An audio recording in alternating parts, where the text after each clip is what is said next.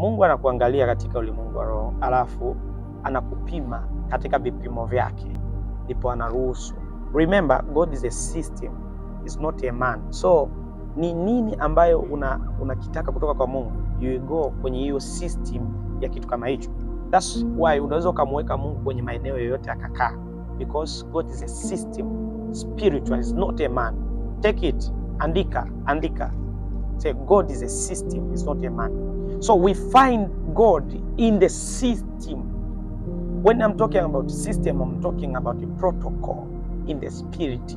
I'm talking about utaratibu ulio katika roho, namna zilizowekwa katika roho, in the spirit, kwenye ulimwengu wa roho. Even religious, dini zote, the system ambayo Mungu aliallow kwa watu wake, for them to meet with God. Every altar is a system in the spirit, kwenye ulimwengu wa roho. Hata hizo madhabahu ni mifumo ambayo Mungu aliiweka kukutana na watu wake. Ndio maana ukitafuta asili ya madhabahu imetoka kwa Mungu. Mungu yeye alimwelekeza mwanadamu, jenga hivi, jenga hivi, jenga hivi, jenga hivi.